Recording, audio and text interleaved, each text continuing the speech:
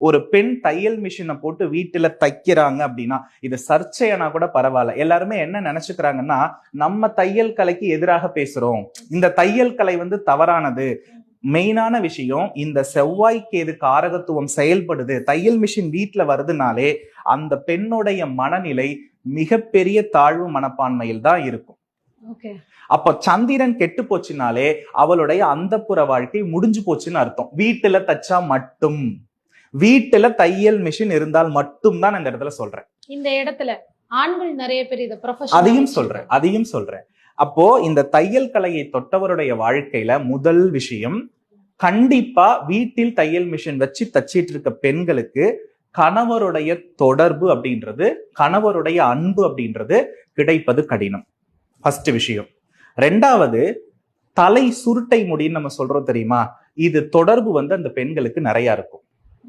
மூன்றாவது விஷயம், இந்த மெஷினை தொட்டதற்கு பிறகு தையல் மெஷின்ல தொடர்பாகி இருக்கிற அத்தனை பெண்களுடைய பல்ல மட்டும் நீங்க கவனிச்சு பாருங்க. பல்களில் அதிக இடைவெளி அல்லது பல் சீரற்ற அமைப்பில் இருத்தல் அல்லது பல் சொத்தையாக இருத்தல் உறுதியாக இருக்கும். மூணாவது, அதீதமான தெய்வ வழிபாடு, எந்த உறவுகளோடும் ஒத்து போகாத நிலை. தையல் மிஷின் ஒரு வீட்டுல ஒரு பெண் போட்டு தைக்கிறான்னா அந்த வீட்டுக்காரர் அந்த பெண்ணோட ஒத்து போறாரு மட்டும் சொல்லுங்கம்மா. ஒரே ஒரு கமெண்ட் வரட்டும், மனசாட்சி படி பண்ணணும், மனசுக்கு விரோதம் இல்லாம பண்ணணும். அப்படி இல்லைன்னா மக்கள் என்ன கொடுக்குறாங்களோ அதை நான் அக்செப்ட் பண்ணிக்கிறேன். இத ஒவ்வொரு ஊர்லயுமே ஆராய்ச்சி பண்ணிட்டு அந்த பெண்ணுடைய வாழ்க்கை எப்படி இருக்குன்னு சொல்லணும். சரியா? அதுக்கு அடுத்தபடியா இந்த செவ்வாய்க்கேது இணைவு இன்னும் அதிகமாகும் பொழுது என்ன ஆகுதுன்னா, அவங்க அடுத்த தலைமுறையில திருமண நிகழ்வுகள் நடக்கிற வரை இந்த எஃபெக்ட் தெரியாது.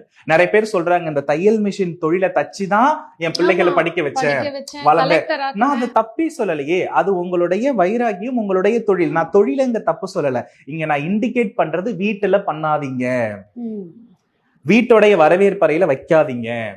இது என்ன ஆகும்னா, உங்களுடைய திருமண வாழ்வு என்பது ஒரு ஆணும் பெண்ணும் இணைந்த பந்தம். இவங்க பேசிட்டு இருக்கிறது எல்லாம் நான் வளர்ந்தேன், பணம் சம்பாதிச்சேன்னு சொல்றாங்களே தவிர, நான் சொல்லிட்டு இருக்கிறது ஒரு கணவனாகவும் மனைவியாகவும் இணைந்து இருக்கக்கூடிய பந்தத்தில் நீங்கள் செழிக்கணும்னா வீட்டுல தையல் மிஷின் வைக்காதீங்கன்னு நான் சொல்றேன்.